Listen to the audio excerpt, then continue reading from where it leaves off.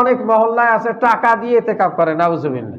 বলে যা তুই 10 দিন থাক, এখন তোর বউচল পুষতে যান, আগে খরচপাতি পরে জনে কিসের দাম দেব, আস্তাগফিরুল্লাহ, ইতিকাফ হবে না, জোরে বলে। এবং এই সবে কদরের পাওয়ার আশায় আল্লাহর নবী ইতিকাফ করেছিলেন শেষ জীবনে। আল্লাহ রাসূল হাদিসে বলছেন, আয়েশা রাদিয়াল্লাহু তাআলা আনহা ওয়া আয়েশা রাদিয়াল্লাহু তাআলা আনহা আন্নান নবী সাল্লাল্লাহু আলাইহি ওয়াসাল্লাম কানা ইয়াতাকিফুল আশরিল আওয়াখিরি মিন রমজান হাত্তা তাওয়াফাহুল্লাহ। আয়েশা রাদিয়াল্লাহু তাআলা আনহা বর্ণনা করতেছেন, বুখারী মুসলিমের হাদিস, আল্লাহর নবী কি করতেন?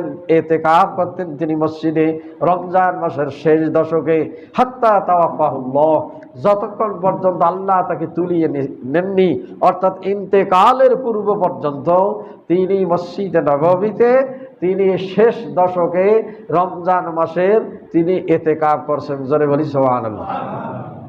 সুম্মা ইতিকাফা আজওয়াজহু মিন বাদিহি মুত্তাফাকুন আলাইহি।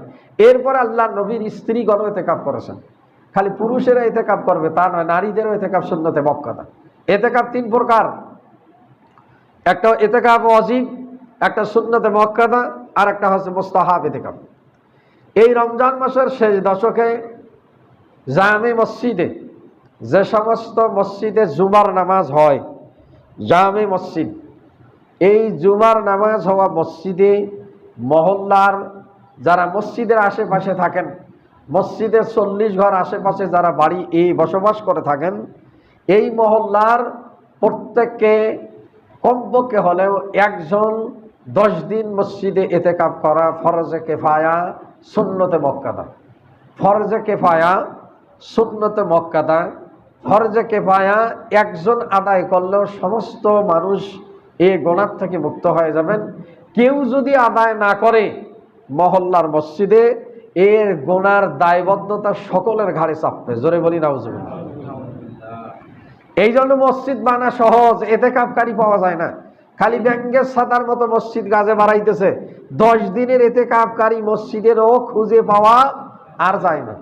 এখন মসজিদে ইতিকাফকারী নেই, থাকে মাত্র 24 ঘন্টা। একদিন 24 ঘন্টা ইতিকাফ করা, ইমাম আজম আবু হানিফা রাহিমাহুল্লাহ বলছেন এটা মুস্তাহাব। কেউ বলছেন 1 ঘন্টা, ইমাম শাফি অন্যান্য ইমামগণ বলছেন 1 ঘন্টা মুস্তাহাব, 1 ঘন্টাও ইতিকাফ হয় মসজিদে। 1 ঘন্টা ইমাম আবু হানিফা বলছেন 24 ঘন্টা ন্যূনতম ইতিকাফের সময়, এটা মুস্তাহাব ইতিকাফের সময় 24 ঘন্টা। আর মান্নত যদি কেউ করে, মান্নতের ইতিকাফ পূর্ণ করা ওয়াজিব। কেউ যদি মান্নত করে আমার ছেলে চাকরি হলে আমি 2 দিন ইতিকাফ করব, অথবা আমি আর অসুস্থতা যদি আমি শেফা লাভ করি আমি 1 দিন কি 3 দিন আমি ইতিকাফ করব, যদি এই মান্নত তার কবুল হয়ে যায় তাহলে তার জন্য ওই মান্নত পুরা করা ওয়াজিব। এখন তিনি 24 ঘন্টা করলে 24 ঘন্টার ইতিকাফ করা ওয়াজিব, এরকম 3 দিন করলে 10 দিন করলে 10 দিনের ইতিকাফ তার জন্য ওয়াজিব। এখন তিনি যদি খালি রোজা সহ কয় যে আমি রোজা সহ ইতিকাফ করব, তাহলে রোজা সহ ওয়াজিব। আর যদি কয় যে না আমি খালি ইতিকাফ করব, তাহলে তার রোজা বাদ, রোজা ব্যতীত। কিন্তু রমজান মাসে তো রোজা বাদ দেওয়ার কোনো উপায় নাই। রমজান মাসের শেষ দশকের বেজোড় রাত্রিতে আপনি সবে কদরের তালাশের ওসিলায় আল্লাহর নবী ইতিকাফ করছেন মহল্লার মসজিদে, কমপক্ষে হলেও একজন ব্যক্তি এই 10 দিন ইতিকাফ করা সুন্নতে মুআক্কাদা। এখন এই ইতিকাফকারী ব্যক্তি যে আল্লাহ পাক বলছেন ওয়ালা তুবাশিরুহুন্না ওয়া আনতুম আকিফুনা ফিল মসজিদ, যখন তোমরা মসজিদে অবস্থান করবে তোমাদের স্ত্রীদের সঙ্গে ইতিকাফে যখন লিপ্ত হবেন, মিলিত হবেন। আল্লাহর নবী মসজিদে নববীতে ইতিকাফ করেছেন, তিনি মাথা জানালা দিয়ে বের করে দিতেন, স্ত্রীগণ তার চুল আঁচড়িয়ে দিতেন। এই চুল আঁচড়িয়ে দিতেন, এই হাদিসে আছে।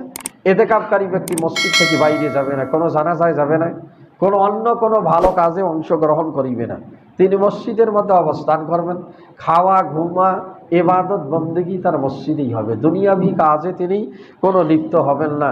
অন্য কোনো ইবাদত বন্দেগী যে জানাজায় গেলে যে সব হয়, ইতিকাফকারী ব্যক্তি সেখানে মসজিদে অবস্থান করলে তার আমলনামায় সেই সব লেখা হবে, জোরে বলি সুবহানাল্লাহ। আবার হাদিসে আল্লাহর নবী বলছেন, যদি কেউ আল্লাহর সন্তুষ্টির আশায় 24 ঘন্টা, যেটাকে আমরা 1 দিনের ইতিকাফও কেউ যদি করে আল্লাহর সন্তুষ্টির জন্য, কমপক্ষে জাহান্নামী যদি কোনো বিচার ফয়সালা কিয়ামতের দিন তার জাহান্নামের হয়, আল্লাহর নবী বলছেন 3 খন্দক পরিমাণ দূরত্বে তার বিচার ফয়সালা হবে। অর্থাৎ কোনো ব্যক্তি যদি অন্য কোনো পাপের কারণে জাহান্নামী হয় 3 খণ্ড 1500 বছর, আল্লাহ রসুল বলছেন এরপরে তার জাহান্নামের ফয়সালা হবে। জোরে বলি সুবহানাল্লাহ। কিন্তু যে ব্যক্তি ইতিকাফ করেন আল্লাহর সন্তুষ্টির জন্য, নামাজ আদায় করেছেন সঠিকভাবে, রোজা আদায় করেছেন সঠিকভাবে, আল্লাহর সন্তুষ্টির জন্য ইতিকাফ করেছেন, সে ব্যক্তি অন্য পাপে লিপ্ত হওয়ার সম্ভাবনা কম এবং গুনার কাছ থেকে বিরত থাকাই তার সম্ভাবনা বেশি এবং আল্লাহর সন্তুষ্টি অর্জনের কামনাই তার বেশি থাকে। এই জন্য যে মহল্লার যে মসজিদ সেখানে ইতিকাফ আদায় হোক, এ চেষ্টা করা দরকার। মহল্লায় যে যেখানে, এখানকার যারা মহল্লাবাসী আছেন এখন এই মসজিদের আওতাধীন, এ মসজিদেও যেন এই হক আদায় হয়, মসজিদের হক, এবং এই ইতিকাফ যেন আদায় হয়ে যায়, এই চিন্তা ফিকির করা দরকার। এবং কে করবে আর কে করবে না, যে অমুক করবে আর অমুক করলেই তো হয়ে যাচ্ছে, আমরা বাঁচি যাচ্ছি, প্রত্যেকে নিজেদের চেষ্টা করা দরকার যে আমি এ চেষ্টা করি আল্লাহর রাস্তে পারি কিনা, এ চেষ্টা করা, কারো ঘাড়ে চাপানো কাউকে। এরকম আবার অনেক মহল্লায় আছে টাকা দিয়ে ইতিকাফ করে, নাউজুবিল্লাহ, বলে যা তুই 10 দিন থাক, এখন তোর বৌচল পুষতে যান, আগে খরচপাতি পরে জনে কিসের দাম দেবো, আস্তাগফিরুল্লাহ, ইতিকাফ হবে না। জোরে বলি নাউজুবিল্লাহ। ইতিকাফ যিনি করবেন তিনি আল্লাহর সন্তুষ্টির জন্যই মসজিদে ঢুকবেন, কোন দুনিয়ার লালসার জন্য। এখন আপনি 10 কিষানের দাম দেন, আপনি তো কিষান দাওছেন, আপনি তো ইবাদতের জন্য মসজিদে ঢুকলেন না, আপনি আল্লাহর সন্তুষ্টির জন্য মসজিদে ঢুকলেন না। আপনাকে কেউ ইফতার করাবে, খাওয়াবে, সেটাও আপনার চিন্তা থাকা যাবে না, আপনাকে নিজেকে ব্যবস্থা নিতে হবে। কেউ যদি আপনাকে ইফতার করা খাওয়ায় সেটা আলহামদুলিল্লাহ, কিন্তু আপনি এই লোভে মসজিদে ঢুকবেন, বলে আমার কিষানের দাম দেবে আর মসজিদে আমি ইবাদত করবো, আপনার ইতিকাফই হবে না। জোরে বলি নাউজুবিল্লাহ।